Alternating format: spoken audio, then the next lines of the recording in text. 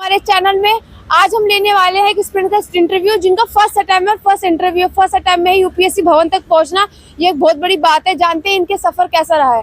Sir कैसा रहा आपका इंटरव्यू आज का?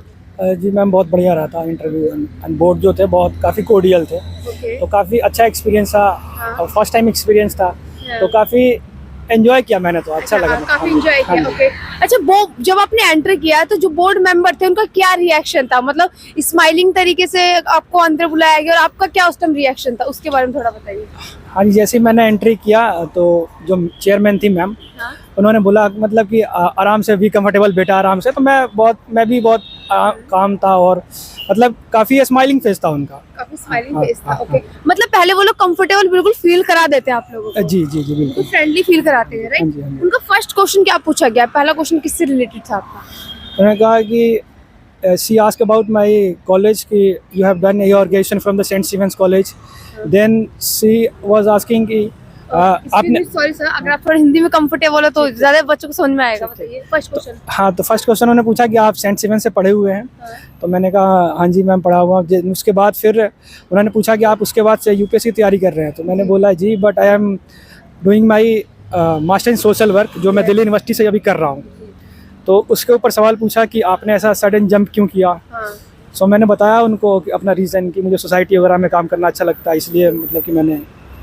आपसे कुछ सिचुएशन बेस्ड क्वेश्चन पूछा कि कुछ सिचुएशन रखी हो, उस टाइम पे आप क्या करेंगे? क्या सिचुएशन रखी थी उन्होंने? मुझसे तो मतलब मोस्टली सिचुएशन बेस्ड ही पूछा उन्होंने। हाँ, लाइक कौन सी सिचुएशन थी? कुछ फर्स्ट वन इज, उन्होंने पूछा कि आप उस स्पेस के लिए मतलब आप अगर मतलब कि आपको मौका मिले तो आप कैसे उसको इम्प्रूव करेंगे स्पेस सेक्टर को अपने। Then second one, there was also situation कि अगर मैं डीएम हूँ तो मुझे न्यूट्रिशनल डेटा कलेक्ट करने के लिए कैसे मतलब कि कैसे मैं यूज़ कर सकता हूँ टेक्नोलॉजीज़ का, और फिर कैसे मतलब ऐसे क्वेश्चनरी में तैयार कर सकता हूँ डेटा कलेक्शन के लिए अगर मैं डीएम बनता हूँ वहाँ पे न्यूट्रिशियस फूड के ऊपर, और कितना माल नरिशमेंट है अपने डिस्ट्रिक्ट में, तो उसके ऊपर पूछा। देन सर ने फिर पूछा कि नारकोटिक ड्रग्स जो अभी प्रेवलेंट है वो नॉर्थ वेस्टर्न इंडिया में, तो फिर उसको आप कैसे कर्ब कर सकते हैं? कैसे कर्ब कर सकते हैं? हाँ जी, हाँ जी। अच्छा, आपने डैप से कुछ क्वेश्चन पूछा है? डैप से तो वॉकिंग से पूछा है एक मेरे से कि वॉकिंग और रनिंग में क्या डिफरेंसेस हैं। सो उसके ऊपर पूछा, और फिर पूछा कि आपकी स्पीड्स कितनी होती है रनिंग में और वॉकिंग में। ओके, तो वो थोड़ा डिफिकल्ट हो गया, स्पीड वाला जो वर्ड पूछा है ना। वो एक्चुअली मैं तैयार करके गया था जी। अच्छा, तैयार करके गए थे। चलो देखो, हर एक छोटी छोटी चीजों को तैयार करना होता है अपने इंटरव्यू के लिए, जैसे सर ने किया। अच्छा सर, कुछ करंट अफेयर से रिलेटेड कुछ क्वेश्चन वगैरह पूछे गए? करंट अफेयर से रिलेटेड? करंट अफेयर से यही स्पेस सेक्टर भी करंट में चल रहा है। फिर ये जो नारकोटिक्स वाला ये भी करंट में इश्यूज, मतलब बेसिकली जो सिचुएशन बेस्ड है वो करंट में इश्यूज हैं। ओके, अच्छा आपके इंटरव्यू में जितने भी क्वेश्चंस पूछे गए, आपको कुछ ऐसा क्वेश्चन में, किसी क्वेश्चन में सॉरी बोलने की जरूरत पड़ी कि सॉरी सर मुझे इस बारे में कुछ नॉलेज नहीं है? किसी क्वेश्चन में आपने सॉरी बोला भी? एक क्वेश्चन था बस अकेला। अच्छा। मतलब उन्होंने पूछा कि अभी इंडिया की जीडीपी कितनी है, तो मैंने बताया उनको कि 3.7 ट्रिलियन ऐसा समथिंग करके। फिर उन्होंने पर कैपिटा पूछा, वो बताया। फिर per capita in the nominal terms ऐसा कुछ समथिंग क्वेश्चन पूछा था जो मुझे समझ में नहीं आया था। समझ नहीं पाया। हाँ, तो मैंने फिर वहाँ पे, और डेटा मुझे इनफैक्ट याद नहीं था, तो मैंने सॉरी सर कह के आगे बढ़ा। अच्छा, जैसे सर एक क्वेश्चन ये है, स्टूडेंट ये जानना चाहते हैं कि अगर किसी क्वेश्चन को हमें नहीं आता उसका आंसर, ठीक है, तो क्या, जैसे कि वो बोलते हैं नहीं इसका आंसर ये नहीं ये है, तो उस सिचुएशन को आप कैसे मैनेज करते हैं? क्या आपका रिएक्शन रहता है उस सिचुएशन पे? बेसिकली देखिए, मेरा ये रहता है कि मुझे नहीं आता है तो मतलब मैं ब्लफ नहीं करता वहाँ पे। और मतलब मैं कॉन्फिडेंटली बोलता हूँ कि sir I need to go and check, और I don't know at this point of time, all this things. मतलब कि मैं बोल देता हूँ आराम से। और कॉन्फिडेंटली बोलता हूँ कि अभी नहीं है, मतलब नहीं पता है तो नहीं पता है ऐसा। हाँ जी, हाँ जी। तो सर आपने कोई मॉक इंटरव्यूज दिए हैं या डायरेक्ट आप यूपीएससी भवन पहुंचे हैं? मैंने जी 3 मॉक इंटरव्यूज दिए। 3 मॉक इंटरव्यूज दिए, उनमें और रियल इंटरव्यू में क्या डिफरेंस है? जो पहला वाला दिया था वो तो चलिए वो एक्सपर्ट्स के साथ था। वो तो बेसिकली मैं पहले बहुत हेजिटेट करता था पहले जब मैंने दिया, तो उसके बाद हेजिटेशन मेरी चली गई। फिर उसके बाद जो दूसरा दिया था मैंने, प्रॉपर वो बोर्ड मेंबर्स थे, मतलब बोर्ड मेंबर जो कोचिंग्स वगैरह के होते हैं, तो वो मतलब जैसे अभी यहाँ पे लिया वो बिल्कुल मेरे को सेम लगा। हाँ, मेरे को सेम लगा। हाँ, कुछ ऐसा क्वेश्चन पूछा जो आपने पहले से सोच रखा कि ये क्वेश्चन पूछ सकते हैं, क्या वही क्वेश्चन पूछा? ऐसा कुछ हुआ? Questions were basically very general, मतलब कि उसमें मतलब जो मैंने पढ़ गया था वो चीजें उन्होंने पूछी नहीं, बहुत जनरल सी मतलब पूछे कि हाँ जो चल रहा है न्यूज में, और फिर आपका क्या ओपिनियन और दिस थिंग्स। बस सर फर्स्ट अटेम्प्ट में आप इंटरव्यू तक पहुंचे हैं, कई लोगों को तो 6 अटेम्प्ट हो जाते हैं तो भी इंटरव्यू तक क्या प्री नहीं निकलता है, ठीक है। तो अगर स्टार्ट करते हैं थोड़ा प्री से, प्री पे नजर डालते हैं बिगिनर्स के लिए, जो स्टार्टअप करते हैं स्टूडेंट प्री के लिए, तो कैसे स्टार्टअप करें, मतलब क्या चीजें यूपीएससी की तैयारी करने से पहले क्या नॉलेज ले यूपीएससी के बारे में। देखिए मैंने तो प्रिपरेशन अपनी स्टार्ट करी थी जब मैं कॉलेज में था, तो मतलब हमारे कॉलेज में मतलब सिविल सर्विसेज फोरम था, तो मुझे वहाँ से हल्का आइडिया लगा कि मतलब कि इसको कैसे करना चाहिए। फिर ड्यूरिंग कोविड मेरे को थोड़ा समय मिला, पहले मैं कॉलेज में था तो कॉलेज में ज़्यादा समय नहीं मिल पाता था पढ़ने के लिए, उसके बाद समय मिला, वहाँ से मैंने तैयारी शुरू की। सो इनिशियली प्रिपरेशन मतलब ये है कि कोचिंग्स वगैरह लोग लेते हैं, ठीक है, वो भी अच्छी बात है, गाइडेंस अच्छा हाँ मिलता है, वो अच्छी चीज़ है, लेकिन सेल्फ स्टडी बहुत इंपॉर्टेंट है इसमें मुझे लगता है। जो चीज़ें नोट्स वगैरह भी कोचिंग से मिलते हैं उसको रेगुलर रिवाइज करना, फिर मतलब कि आंसर राइटिंग करना और क्वेश्चंस लगाना, ये बहुत इंपॉर्टेंट हो जाता है। वो जो आप पढ़ के आए हो उसको रिवीजन करके उस पर आप क्वेश्चंस लगाओ थोड़े से, उससे थोड़ा सा मतलब जो कॉन्सेप्ट होते हैं ना, क्वेश्चन जो हम मतलब पढ़ते हैं, जब क्वेश्चन सॉल्व करते हैं तो वो लगता है कि ये बन नहीं रहा, जो हमने पढ़ा वो तो है ही नहीं इसमें, क्वेश्चंस थोड़े से वो दिक्कत होते हैं सॉल्व करने में, तो वो मतलब सॉल्व करते करते फिर एक आदत से हो जाती है, फिर जो एक्यूरेसी है वो भी अच्छा हो जाता है फिर उसमें। और सर ये बताइए, जब आपने पीटी का फर्स्ट मॉक लगाया था तब आपका स्कोर क्या बना, और जब एक लेवल तैयार हो गया यूपीएससी एस्पिरेंट का जो होना चाहिए उस टाइम पे क्या स्कोर बनता था। जी अब ये स्कोर तो मुझे याद नहीं था, पर लो था काफ़ी, मुझे याद हाँ मतलब कि वही 50-60 की लाइन में था हाँ उस टाइम जब मैंने पहला दिया था मॉक, और उसके बाद धीरे धीरे इम्प्रूव किया था वो। जैसे कि सर ने बताया स्टार्टिंग में लो रहा, सभी का स्टार्टिंग का जो स्कोर होता है वो लो होता है। अगर आप भी तैयार करते हैं, फर्स्ट मॉक लगाते हैं, तो उस मॉक में जो कम नंबर है तो उसको देख के डिमोटिवेट नहीं होना है। बिल्कुल सर। जी बिल्कुल। और फिर मतलब कभी कभी ऐसा भी होता है कि जो आप बाद में लगाते हैं वो भी लो हो जाता है, कभी वो भी लो हो जाता है। बिल्कुल सर। तो बट यही है कि फ्लक्चुएशंस होते रहते हैं कि क्वेश्चन जो आपने करे वो एक्यूरेट नहीं बैठ पाए, क्योंकि कुछ होता है जो हमें गेस भी करना होता है, स्मार्ट गेस की हाँ ये लग रहा है मुझे इतना पढ़ा हुआ है तो इसको मतलब कि सही होना चाहिए वो, कभी गलत हो जाता है कभी सही भी हो जाता है वो। तो अब ये तो मतलब कि कभी मतलब मोटिवेशन का लेवल कभी अप कभी डाउन, कभी मतलब हो जाएगा मैं ही क्लियर करूंगा, फिर एक दिन होता है कि अरे मेरे से नहीं होगा।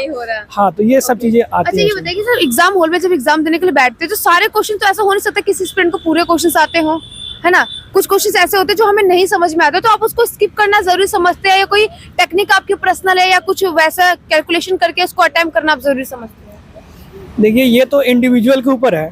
अब जैसे मान लीजिए मैंने अच्छे खासे क्वेश्चन अटेम्प्ट कर लिए हैं, तो अगर मुझे क्वेश्चंस में डाउट्स है और ऑलरेडी मैंने कर लिए हैं तो फिर मैं उसको स्किप करूंगा कि मेरे ऑलरेडी सफिशिएंट है और मैं इसमें श्योर हूँ, ठीक है। और बाकी आपको मतलब कि अगर लग रहा है मतलब कि मेरे कम है और इसमें चांस है कि मैं सही कर सकता हूँ, तो वो तो अटेम्प्ट आपको लेना ही पड़ेगा, वो करना पड़ेगा। और ये इंडिविजुअल है कि और सिचुएशन के ऊपर है कि मतलब कितना आपको करना है, कितने हो रखे हैं आपके, तो मुझे करना चाहिए कि नहीं करना चाहिए उस पे बेसिस। सर आपका मीडियम क्या है? मेरा इंग्लिश मीडियम है। और ऑप्शनल क्या रखा है आपने? मेरा एंथ्रोपोलॉजी था। ओके, तो ऑप्शनल सब्जेक्ट आपने क्या सोच के सिलेक्ट किया है? ऑप्शनल बेसिकली मेरा जो ग्रेजुएशन था फिजिकल साइंसेस था, वो स्ट्रीम नहीं है यहाँ पे मतलब कि यूपीएससी में, सो इसलिए मैंने एंथ्रोपोलॉजी में फिर जंप किया, जो कि सब्जेक्ट है साइंस और आर्ट्स का वो ब्लेंड है। ऐसे स्टूडेंट्स का कई लोगों का मानना है कि सी सेट काफी टफ होता जा रहा है, जितना टाइम निकल रहा है उतना टफ होता जा रहा है। सी सेट के लिए कुछ टिप्स या कुछ अपनी तरफ से कुछ पर्सनल एडवाइस देना चाहेंगे स्टूडेंट इन चीजों को छोड़ के इन चीजों फोकस करें?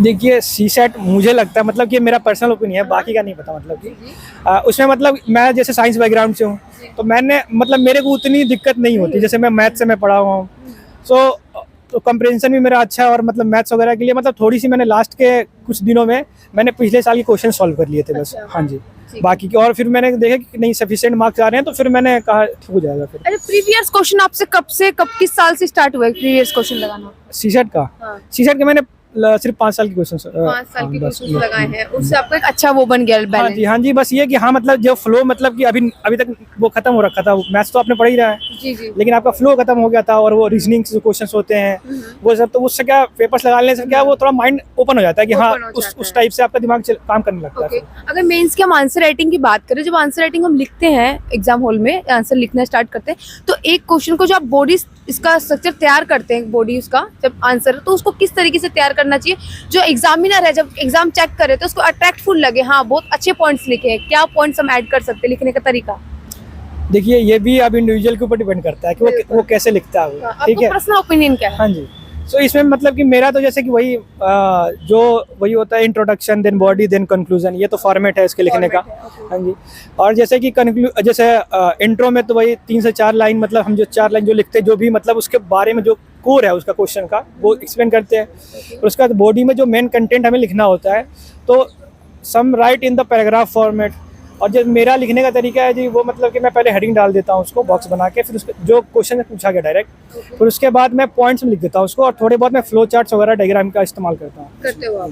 उससे काफी हेल्प मिलती है। उससे मतलब टाइम बच जाता है और हम सारी चीज़ें एक्सप्लेन कर देते हैं। अब हम लिखने जाएंगे तो फिर मतलब कि बड़ा हो जाता है फिर वो, और फिर मतलब अट्रैक्टिव भी नहीं होता। अब फिर मतलब एक ही चीज़ को हम बार बार एक्सप्लेन करके फिर टाइम कम होता है, जल्दी जल्दी हम खत्म कर देते हैं उसको। अब पॉइंट्स में लिखेंगे तो अब सारे पॉइंट्स कवर हो जाएंगे उसमें। अच्छा सर, ये बताइए कि आपको यूपीएससी की तैयारी करनी है, ये आपको कब आपको ऐसा रियलाइज हुआ कि मुझे करना चाहिए यूपीएससी?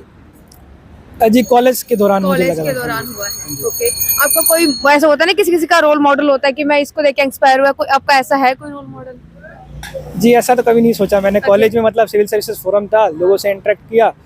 पहले तो हल्का सा मालूम था, इसके बाद जब मैं स्कूल में था तो स्पोर्ट्स डे के दिन मतलब कि जो हमारे डिस्ट्रिक्ट मजिस्ट्रेट्स थे, वो हमारे स्कूल के सामने उनका रेसिडेंस वगैरह था, तो चीफ गेस्ट भी बुला जाते थे वो कभी कभी। आईपीएस जो सर थे उनको भी चीफ गेस्ट बुलाया जाता था। तो वहाँ से मुझे हल्का आइडिया मिला था कि अच्छा ये यूपीएससी एग्जाम होते हैं, मतलब कि फिर कॉलेज में आके ज़्यादा एक्सपोजर मिला मुझे इसके बारे में।